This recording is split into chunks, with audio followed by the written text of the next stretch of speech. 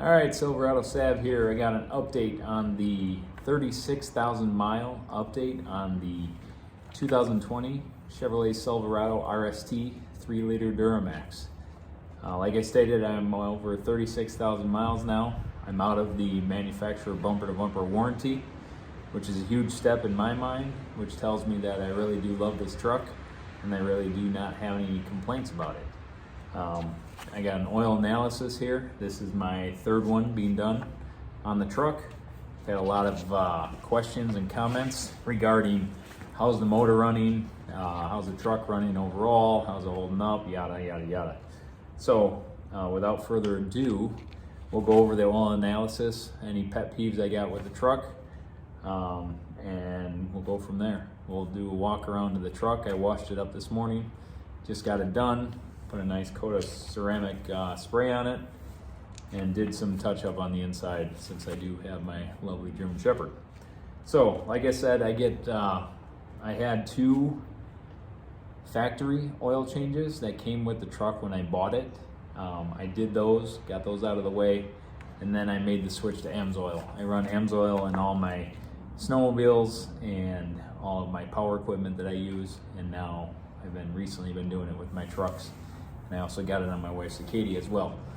So really can't say enough about them, except for it's really nice to know your comfort level, especially owning a diesel and how expensive the motors can be. So with this being the 3-liter diesel for the first time, coming out in 2019, 2020, I was skeptical on it and was a little cautious about it, so I figured I'd follow up with the oil analysis that I do purchase through AMSOIL. When I get the oil in the filter, I also get the oil analysis. I send it in. It's to Oil Analyzers Incorporated. So like I said, this is my third one. My first one was at 7,500 miles on the oil, which on the truck I had 22,500 miles at that time. Nothing really changed on the motor per se. Sorry for the loud noise. Must be 3 o'clock. That was back in June of 29 of 2021. I had 22,500 miles on the truck. Everything on it, they showed, so they have a color coded. So green is good. Yellow is not, they say abnormal, and as well as orange is abnormal. But don't be scared, because I saw that at first. I'm like, oh dear, here we go. Got to get rid of the truck. Got to go back to a gas motor. No, so with all these things that are flagged here, the iron, the aluminum, copper is coming up, and silver, it says flagged data may be wear in or contamination from overhauled or new unit, new truck, right? So cylinder region metals, piston rings, liners, etc. are at a moderate level. Copper is at a minor level. Bushing, thrust metal, and or most of the copper may be coming from lube cooler as applicable. Lubricant and filter change acknowledged. Sample information has been added or tests have been rerun or additional testing were added and the report has been regenerated.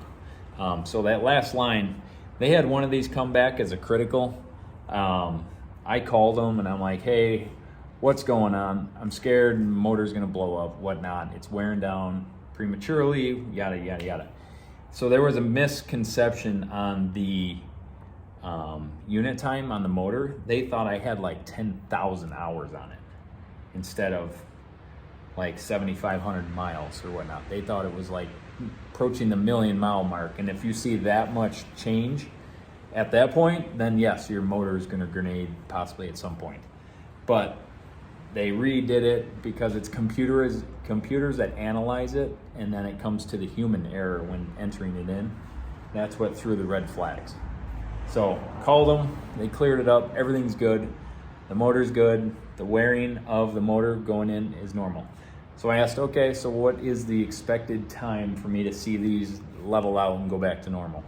And he said 100,000 miles. I'm like, 100,000 miles, are you serious? Me being naive, not remembering that I have a diesel. Diesels are meant for the long haul. that you don't see normal wear and tear into a motor until 100,000 miles. So that being said, hopefully we get to the 100,000 mile mark before I update to the new one.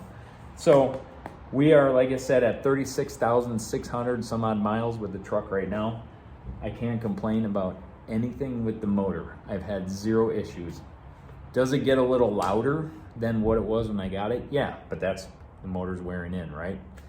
Some might say it's something else, yada yada. One guy, I said there was a ticking noise in my last video, or 2 videos ago. He said that's a DEF pump. Okay, cool, thanks, I appreciate it for that follow-up. Other than that, the motor is outstanding. I can't say enough about it. The transmission, the 10-speed transmission with this motor is the best combination out there to date. I would challenge that against anything out there right now. The truck is butter smooth when it comes to that engine and that transmission. I've had no issues, no warning lights, nothing. I haven't had the hard crank or the extended crank over, anything like that to this point. I know about the belt issue on the backside of the motor. We'll change that when we get to the recommended service, which is 150,000 miles, I believe, something like that. We're getting close to the point where I'm probably going to do the differential change on that. So that'll be coming up this summer for sure. We'll do a transmission flush partially, we'll see. I pretty much stick to the guidelines, what the book says. So I document everything that I do, keep receipts, whatnot. Got the oil analysis. Everything's good on that avenue. I heard they're coming out with the new LM0 or LZ0 motor. I'm sure it's just some refinements, but I don't know what else there is to refine except for trying to get more fuel mileage out of it. I don't know. I'd be curious on the different towing gear you can get offered with the max trailering package on the new refresh. But yeah, I really don't have a reason to get rid of this truck, and my wife is happy for that. I give her some hard times once in a while saying I'm going to get a new one because I really like the refresh inside, but I got nothing to complain about. So in regards to the motor transmission, other than that, truck's good. A few pet peeves, not problems, pet peeves. Me being very needy, wanting a perfect truck, don't like any scratches, chips, nicks, nothing on it. We'll go around that right now, okay?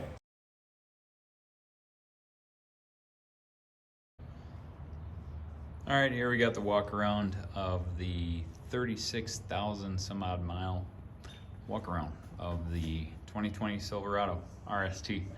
So we'll go over the truck. I did clean it up real well today just to show you guys like how the paint's held up, whatnot on a truck like this.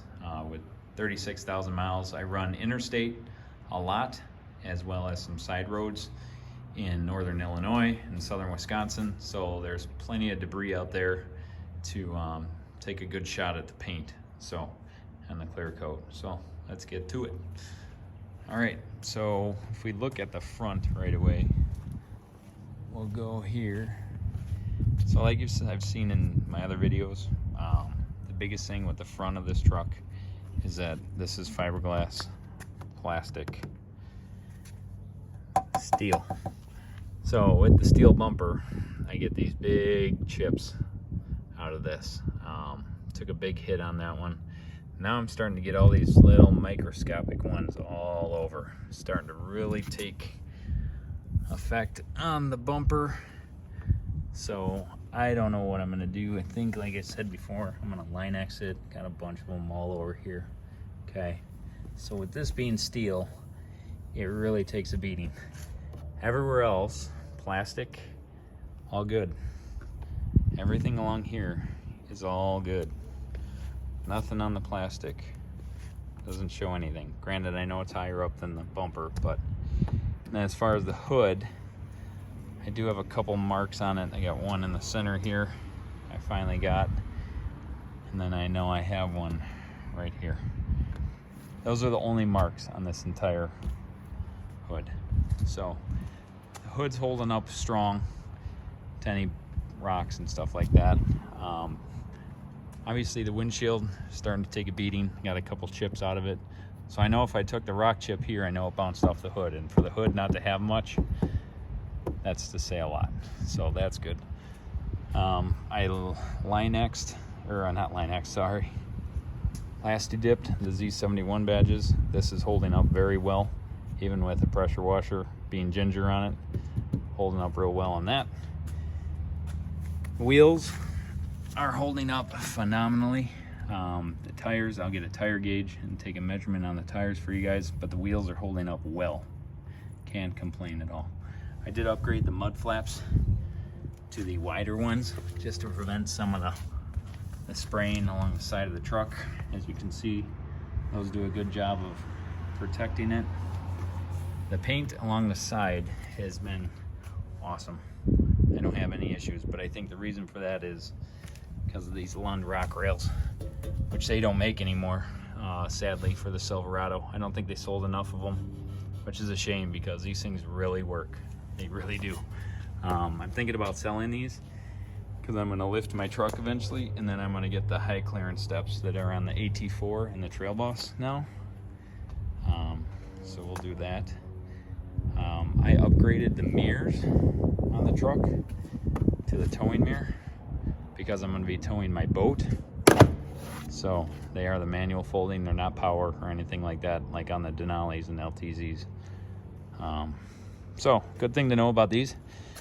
You get these because you think you get to use the spotlight. Well, guess what? They don't work on this truck. Chevrolet and I are going through a big dispute on that right now. It's been a month and a half, no resolution yet. I'm trying to get my money back for the recalibration they said I had to do. So if you get the mirrors and you want the mirrors and don't care about the spotlight, you can still get the mirrors. They work, but you don't have to change out the wiring harnesses. Everything else works as it does before. They told me I have to change out the wiring harnesses, so I bought the mirrors, the wiring harnesses. I'm $1,000 in, put the install in myself. The light doesn't work, but everything else works. And I know the original factory wiring harnesses work because I had the one side done and the other side not done, and I tried the side that didn't have the new harness and everything worked but the spotlight. But the spotlight doesn't work anyway, even with the right harnesses. So don't get me wrong, still a good option for the truck. I got the window tint on the truck. That's holding up well on that. Gas tank area, I do have a chip on there because I was an idiot and nicked it with the fuel fill one time.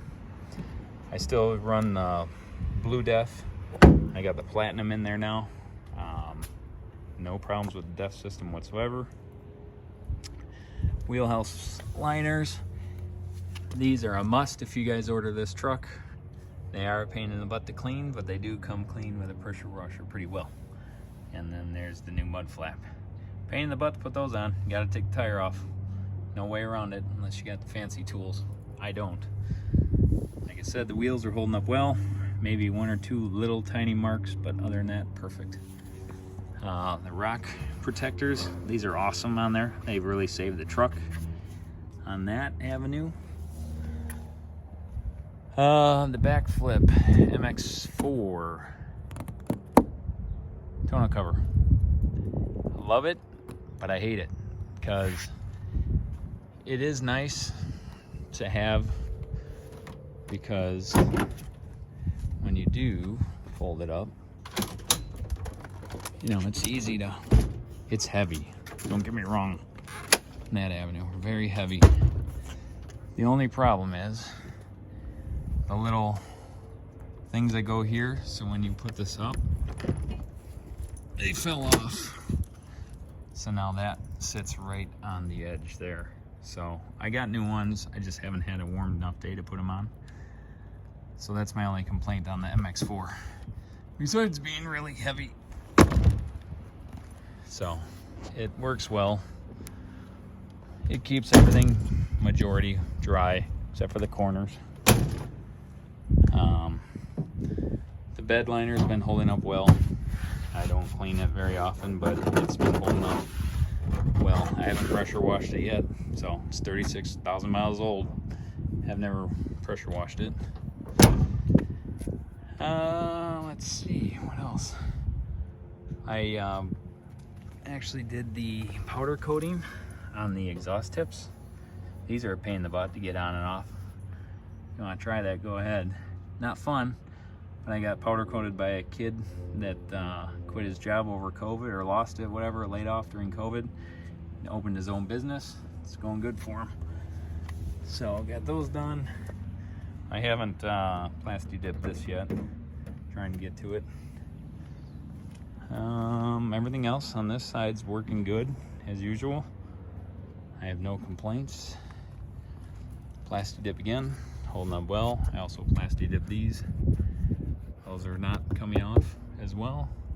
I added a short stubby antenna to this just to get out of the way. I hate those big gaudy ones. There's a look at the front end again. Now let's go inside, see what we got.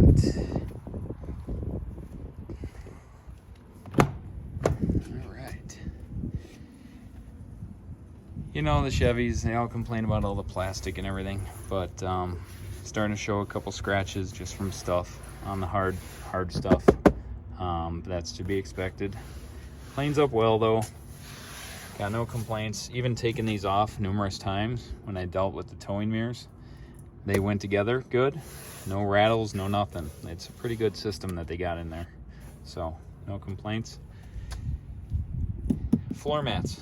These are a must, and they are the best thing ever. They blow WeatherTech out of the water. By far the best mat, best option Chevy ever made for their pickups are those mats. Normal wear and tear steering wheel, starting to get that shine a little bit on it from all the lotions and grease and stuff like that. I do my best to try to clean it with leather cleaner, keep that nice. Center console, everything, no rattles, no nothing. I got 0 rattles in the dash whatsoever, which is awesome for a truck to have 36,000 miles from Chevy and not have rattles anymore.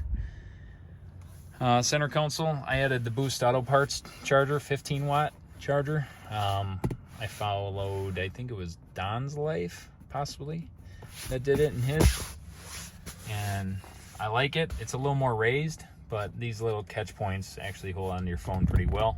The only annoying thing is the little blue light back here when it is charging. It does shine up there pretty bright at night, so get used to it after a while. It's kind of like a night light for the kids. All right, as you noticed, and if you didn't see my most recent video, I put out about the rough country seat covers. These are neoprene and they're very nice. They're very nice indeed. I put them on the fronts. My plan wasn't to have them on the fronts because I wanted them for my German Shepherd in the back. So I thought I'd give it a try. They are very nice. I hope to utilize them to their full potential this summer when I'm out on my boat. When they get in the truck, I don't have to worry about the wet seats very much. Although I don't get in when I'm dripping wet, at least I'm pretty much dry except for damp. So we'll see how that goes. The seats were not showing any wear whatsoever. You know, I do my best to get in and out of the truck without sliding over this edge. It wasn't showing any wear with 36,000 miles. So happy about that. Go to the back. The kids zone is what I like to call it. This area gets destroyed by the kids, so it does clean up good, like I told you, with those plastics, although they can get a little plasticky. I know the new ones have a lot more soft touch on them, but these do good. Here's another image of those seat covers for you. They got the airbag cut out like I told you on the other video, so it doesn't hinder that. There's a nice shot of the all-weather mat. Showed you guys before that mine, I put it actually underneath the storage thing, so this does not come out very easily. So I just spray it down and wipe it down. It looks good enough for me where it does its job. Here's the rough country seat covers. Kids semi-booster seat that we got in there right now. Another view. This is my only pet peeve I had in my video about the rough country seat covers, just how sloppy that looks. Wish they would have just made it all neoprene, but other than that, I vacuumed it out. Takes a little bit. The hair does weave into them a little bit, but it does come out very well. So I'll keep the doors open, cruise around to the other side. Sorry for the wind.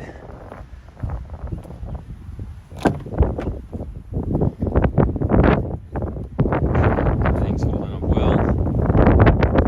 My kids didn't spill too many things in the truck that I know of. Like I said, when these seat covers went on, I had to take the entire seat out, so there was no spill items in the back. I wish there was a little better ventilation back here. I wish these vents were bigger. I wish Chevy would have made them a lot bigger just to get more airflow back here, or put them in the ceiling like people say, or even people put them in the pillar nowadays in SUVs. Back pouch here on the rough country seat covers. One thing I wish I did, nuisance. I think Chevy did it on purpose, but if you find, it's funny that I just noticed this actually. You see how they put felt on this side? Why is there no felt on that side? I think they put it on the wrong side. Because I was wondering if this, you don't think that can get annoying? Oh, that'll send you to the moon and back, especially when it's windy. So yeah, I'm gonna have to get another one. I just noticed that's on there. That should have been on this side. So I'm gonna get some more felt and put it on that side.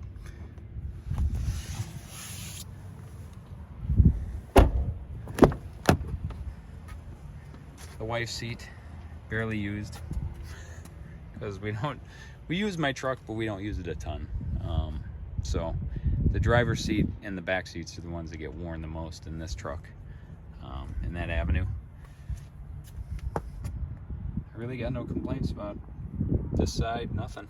Everything's hunky-dory. Oh, if you guys are wondering, yeah, this tint is on the darker side. I put a windshield strip up here down to the, I wanted it all the way down to the AS1 line, but they fell a little short. I kind of wish it would have gone all the way down to that, because then it would have probably been level at the bottom of this portion. But that really helps. That and the window tint, I never have to wear sunglasses in here. You can kind of see the difference on the star with my house. Big difference. See? Well, isn't that fun? So, what else? 12 bucks, whatever. That's where I store my glow plug, or not my glow plug, my engine block heater cord, some stuff. I did get an auxiliary tray that they offer online. It works good, holds a lot of stuff. I know the Chevy has one now, but it's ridiculously priced. This is a Bluetooth wireless adapter that I bought. I think it was the CarPlay 2. There you can kind of see it. CPlay 2 Air. It has its glitches. Does it give you wireless CarPlay? Yes. Is it the most intuitive? No. But I hate wires. I hate wires. So I don't want to see them unless I have to charge something. But now I got the wireless charger there. So I don't need wires unless I really have to. We'll see, maybe something about the display we'll do later on. But that's about it about the inside of the truck. I can actually get the keys and we will look at the dash. So you guys, hey, there's a dog. So we'll show you the miles just so you know I'm not kidding where we're at on this. So let's get in here. All right. Sorry, I got this little selfie stick.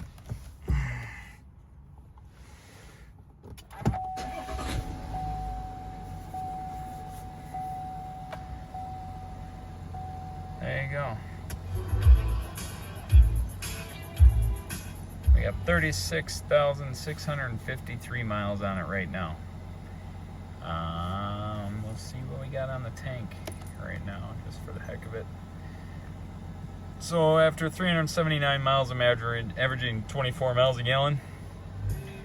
So like I stated in all my videos before, it's between 24 and 28 miles a gallon just driving around town, depending on how you treat the truck that day. Let's see. Through here, did I reset that when I did my tire rotation? So I use trip 2 for my tire rotation.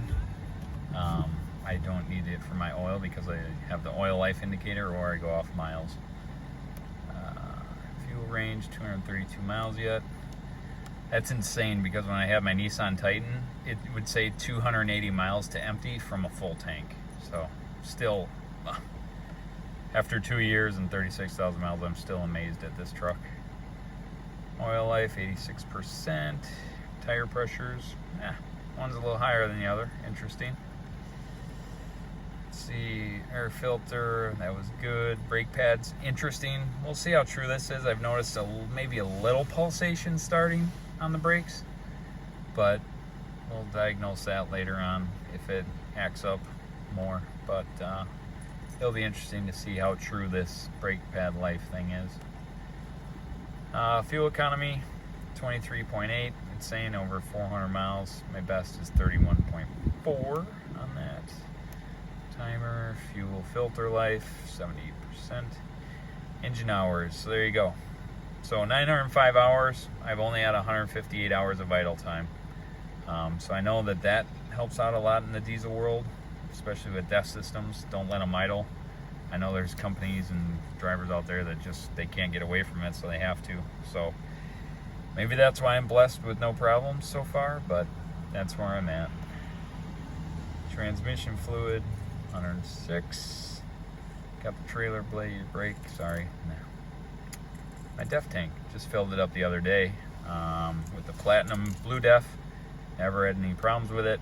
We're all good on that avenue. So that's a little rundown of what's on the truck as far as that stuff. I'm trying to think if I've had any other issues. Nothing really, guys, to be honest with you. I like this holder. It works well with the Oakley sunglass holder. It holds the glasses in there nice. That can be a pain in the butt to clean because this does not come out very well without popping it out and popping it back in. Headliner's holding up well. No stains really. Kids haven't been playing with it too much, so I got no complaints there. I wish I had the camera mirror, but I don't. Something for a next truck, right? But other than that, guys, that's it. I think some other people asked what additives and that I use for my truck, so I can show you that. I'll show you the motor while we're at it. Killing you guys with time on this thing. But all stock under here. I've had nothing different besides maybe a different air filter. I do put a logo on there just so they know I'm running AMSOIL in case they need to know. Other than that, everything's running well. Got no complaints. Love the Duramax. Alright, and while we're at it, my trusty garage here. Guys, so I use diesel Centane clean and injector clean and Centane boost from AMSOIL in the summer months, and in the winter I've been using the diesel all-in-one. It cleans, lubricates, anti-gel, and power Centane. So I'll use one of those. I think one bottle up to 20 gallons, so I just throw a bottle in with my full tank. And then as far as the Centane boost, maintenance is 1 bottle. To clean up is 2 bottles. I've never thrown 2 bottles in. I just put one in it at a time. So I suppose we can put away the winter one, I hope. Hopefully it doesn't jinx me. If you guys are interested in the mirrors, the other mirrors, I got them. They have the black caps on them and wiring harnesses. If anybody's interested, let me know. Shoot me a comment. I'd be willing to help you out in some way, shape, or form.